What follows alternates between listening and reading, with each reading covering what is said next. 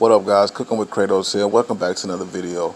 In today's video, I'm going to be giving you more evidence of why I believe Odin is indeed still alive. Now, if you have not seen this video, please watch it, because if you haven't seen this video, you probably won't understand this video. First thing I want you guys to understand is this. When we walk up on Mimir in the 2018 game, pay attention to this moment. Odin's had me imprisoned here for 109 winters. I'm a clever lad. I can piece it together. Promise.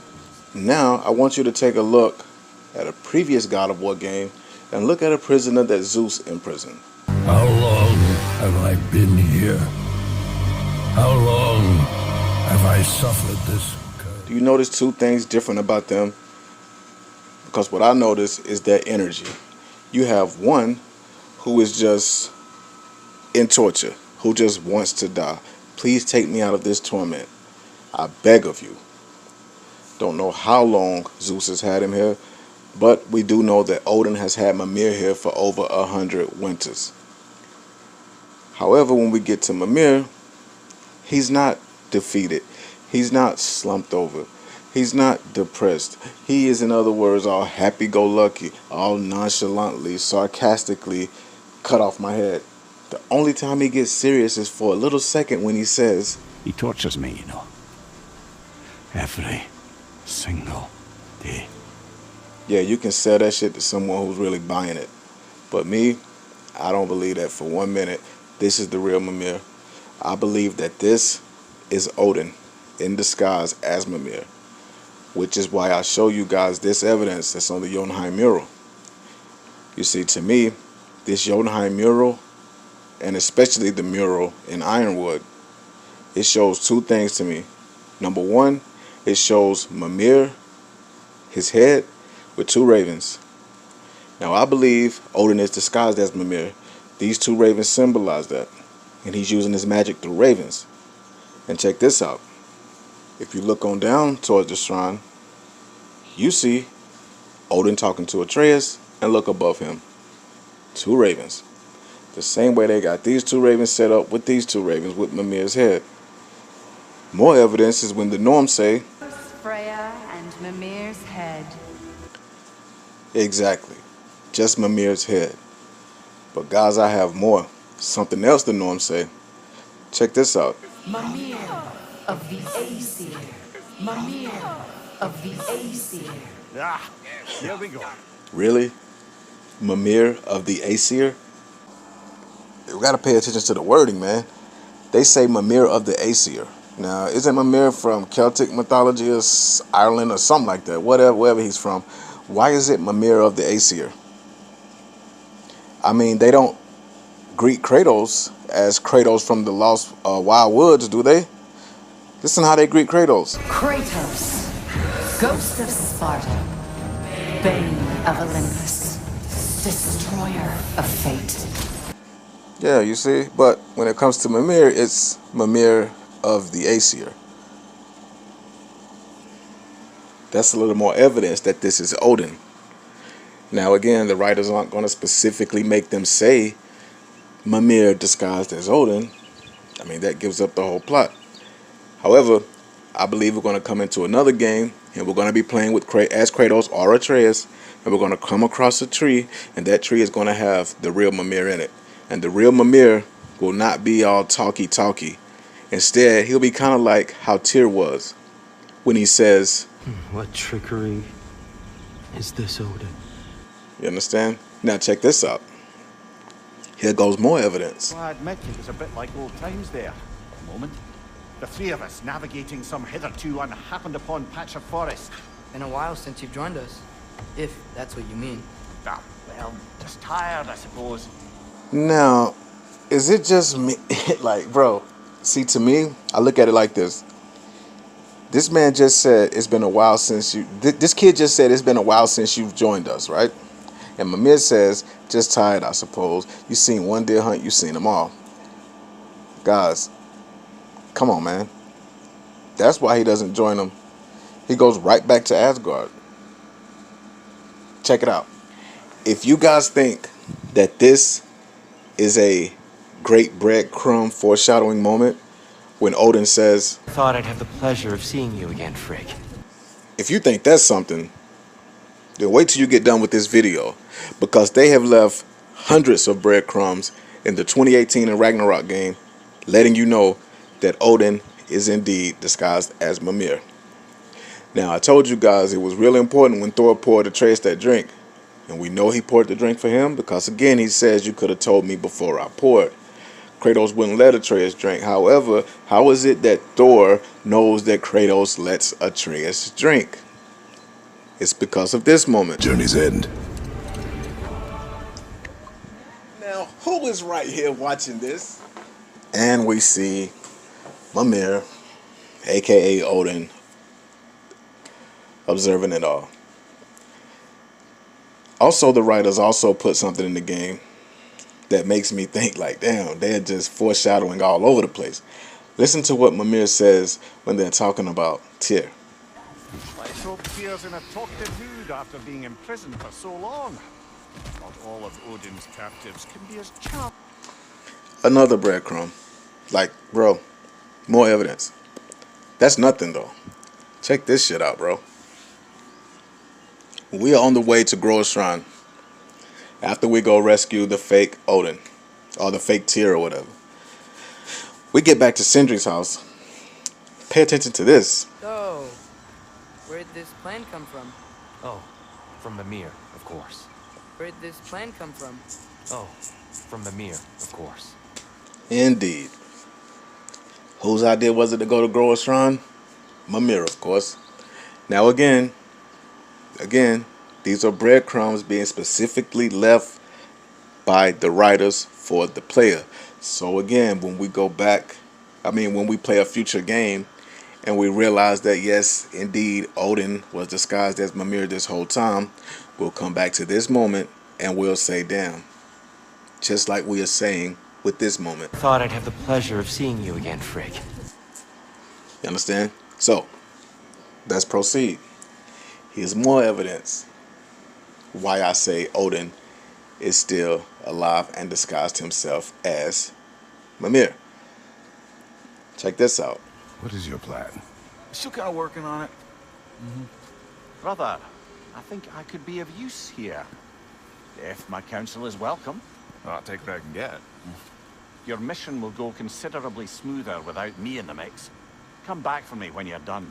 All right, let's see what we've got here. Tell me about your army. Oh, you're looking at it. What, you five? Against Odin's army? Well, 6. Now, does that not remind you of something? Like, look, he's standing back. He's getting the evidence. He's peeping game from how they're going to attack and what their offensive plays are. He sees it all. See, man, again, Odin is 10 steps ahead of everyone. Bro, he wasn't this easy boss fight. Also, guys, there's even more evidence that just shows that Mimir is not the real Mimir, that this is all Odin.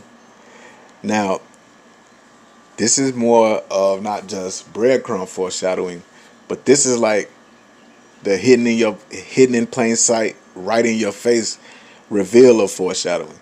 Check this out. When we get to the Raven Tree, notice something about that Raven Tree. And we all know the one that runs the ravens is Odin. So why do you think the writers made them specifically say these words? Listen. Like the father of all, we swung from the tree. Wisdom gained father, servitude gained we. Swung from the tree. Another big hidden in plain sight moment is none other than Ratatoska. The writers are showing us that this is possible through Odin because Ratatoska has conscience, subconscious.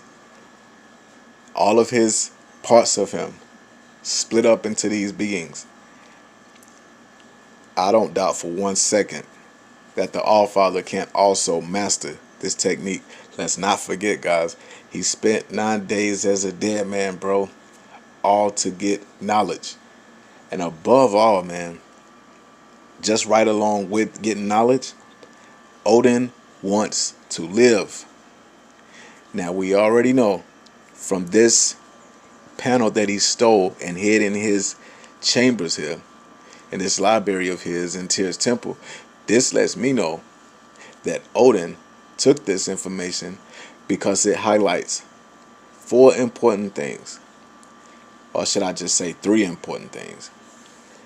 It highlights and shows other pantheons. So Odin now knows that there is a Greek, which he already knows about Kratos, and there's a Celtic, and there's an Egyptian pantheon. So what better way than to go to Jotunheim, offer peace to the giants while they are deliberating should they give peace, and he'll give them Thor's hammer. Like it says, when he's talking to the giants and they all turn their back and go into a huddle and start to, think about should they take the deal, Odin uses that moment to look at the triptychs. And when he looks at them, he sees the whole journey. This is all shown and told about in the lost pages of Norse mythology. Something that the developers put out way back in like 2017, 2016. But it's still on YouTube. I think it's chapter number 7. Where it talks about Odin and Tyr going to Jotunheim to offer peace to the giants, if only they would give Odin the knowledge of foresight. So anyway, when Odin seen the mural, the main thing that caught his attention was an untamed warrior headed to the mountaintop with his son. So Odin, being the genius that he is, goes to that mountaintop, disguises himself as Mimir. He's already seen the journey that they're going to take. He already knows that they know Freya. He already knows that she will revive the head, which is specifically why the writers make Kratos say, "There's a witch of the woods. She knows the old ways." And then Mimir says, "And she'll help. She might do worth a try." So he knows that she's going to revive the head. Now, once she revives the head, he's going to be on Kratos' hip, because another thing that Odin sees is his own death from Loki. He sees that on this mural. And when he sees his death from Loki, he knows the only way for him to win, especially when he sees Groa's shrine, is to disguise himself. And to just let Asgard burn, let it fall, let it go, and he will continue living. Now check this out. Here's something else that I caught. Alright guys, back with another one, cooking with Kratos. Now look at here. Since I was just playing, I wanted to do this here live right quick. Look, you see the realm tower travel door, or whatever you call it, to Asgard. And we know this is Asgard because there goes Thor and his hammer. There goes Odin's horse, which we never got to see in the game. Big disappointment from that. But look here. What do you know? There go that tree with those 2 ravens. Wow. Ain't that something? Oh, same 2 ravens. Doesn't it look like a tree? Yeah. Check this out, bro. I believe that they're going to have a DLC to this game, man. And I believe that the real Mimir was indeed imprisoned in Asgard in a tree. And I believe that the revenants that fell from Asgard, once they drop the DLC, we're going to see the real Mimir in a tree, man. I'm telling you, bro, that real Mimir is in a tree. You know why I believe that they're going to drop a DLC? Because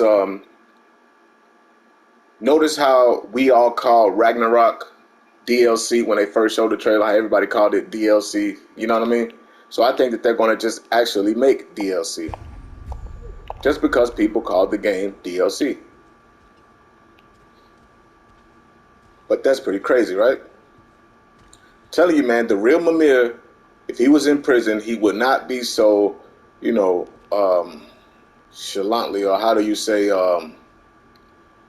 just all happy-go-lucky as he was. You know what I'm saying? Someone that's been tortured for 105 winters or 103 winters, however many winters it was he was in prison, he would not be as happy as he was when we first met him. He would be more like that guy I showed you guys from God of War 2. Just use your common sense, man. Who the hell would be happy after being in a tree for 100 and something winters, man? Come on, bro. Don't let them get that over on you, man. They got us with Tyr now. Come on. We can't let them get us with Mimir. Like, that's Odin, bro. I'm telling you. That's him. Whew. He's a genius, bro. Straight up. We all underestimated him, man. That's right.